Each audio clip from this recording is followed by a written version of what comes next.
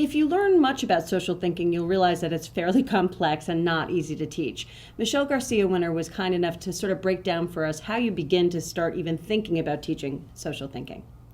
How can the parent sort of break through the barrier of what might be changing the hearts and minds and people on the team to embrace you? Well, interestingly, I actually, social thinking is a grassroots movement's too strong a word, but it's a grassroots methodology in the sense that I didn't start it with a question at a hospital or a research team. I started just speaking about the experiences I was learning and strategies I was developing at a high school, and the community caught wind of my work, and I started presenting at my speech and language conference and quickly turned into invitations.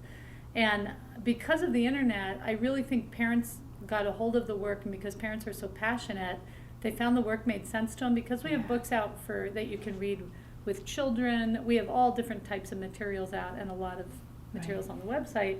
And that I really think parents are the ones who emailed this around. And in the early years, it was always professionals came saying, parents of my kids said I needed to pay attention to this. And that's a big part of what it is. So in terms of helping into that discussion, I had today we gave a conference, and I had an administrator come up to me and said, I really want to implement this with our mainstream schools and that I consult, but how do you get buy-in to this process? Yeah. And so, as humans, we only want to buy into something that makes our life easier. And to be honest, a kid with a unique learning problem in a classroom does not make our life easier. So getting a teacher of 30 kids to buy into why they should become specialists in one concept that relates to this kid is not going to work very well.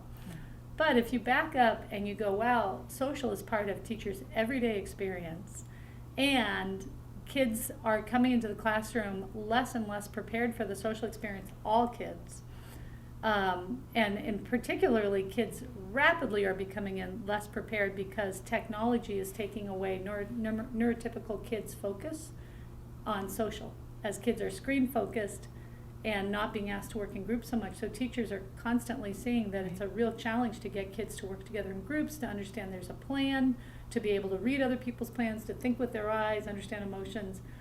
Kids aren't getting the exposure they used to. So we're finding more and more power in bringing this in to be able to say, when you use this will help the kid with learning differences, but it actually is going to give you the explicit instruction for all kids. What social thinking does best is we take the implicit and we make it explicit. We take what we all expect from each other, we blow it up, we use language, we use graphics, we have scaffolds, and we have these little lessons that sometimes we teach in a very user-friendly way with little kids and with more explanation and kind of in a funky way with high school kids to just make it more accessible. So that's how, as a parent coming in, I would really work on this is information that can be utilized. And in fact, school districts, we want to get this posted on our website. It's not there yet, but just how many schools are using this and how are they using it? We have schools school-wide who are using social thinking vocabulary, and they're finding, great help. And the teachers are making sense of it because it's something, for the first time, they're really finding a tool to be able to explain how is it that we sit and learn together in a group. We realize that once you start learning about social thinking, the concept of putting together a social thinking program for your child or for a child that you're working with can seem a bit daunting. Where to begin?